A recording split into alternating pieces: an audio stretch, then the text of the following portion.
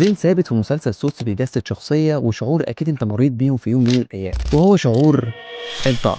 الشخصية دي خلتنا نطرح على نفسنا سؤالين في غاية الصعوبة: هل لو بينت ضعف للناس اللي حواليا هيقدروا ده ويتعاطفوا معايا، ولا الضعف ده ما ينفعش يبان قدام الناس عشان لو عرفوا هيدوسوا عليا أكتر؟ لو شافوك ضعيف مش هيرحموك. بالظبط، ودي الجملة اللي بتوصف حال أغلب الناس دلوقتي. مش كل الناس هتشوف ضعفك وتحس بيه، في ناس هتشوفه فرصة علشان تستغلك، فرصة علشان يوجعك أكتر أو عشان يثبت حاجة من خلالك. مش عيب أبدا إنك تكون ضعيف في بعض جوانب الحياة، لكن العيب الحقيقي هو إظهار الضعف ده قدام الناس. زين لما جاله خبر وفاة والده وهو في المكتب وسط كل الموظفين بتوعه، قرر إنه مش هيبين الضعف ده قدام حد منهم، واستنى اللحظة اللي هيكون فيها لوحده علشان ينفجر من الحزن والضعف على والده. وده راجع لمعرفته إن ما ينفعش ضعفه يبان قدام الكل، برغم ان هو لو كان انفجر وسط موظفينه كان هيلاقي دعم نفسي وعاطفي كبير جدا منهم، لكن في المقابل هو عارف ان هو لو عمل كده هيبقى خسر شكله وقوته قدام الموظفين بتوعه. وده ياخدنا في النهاية لحاجة في غاية الأهمية: قوتك مش في انك دايما ما تقعش، قوتك الحقيقية انك تقوم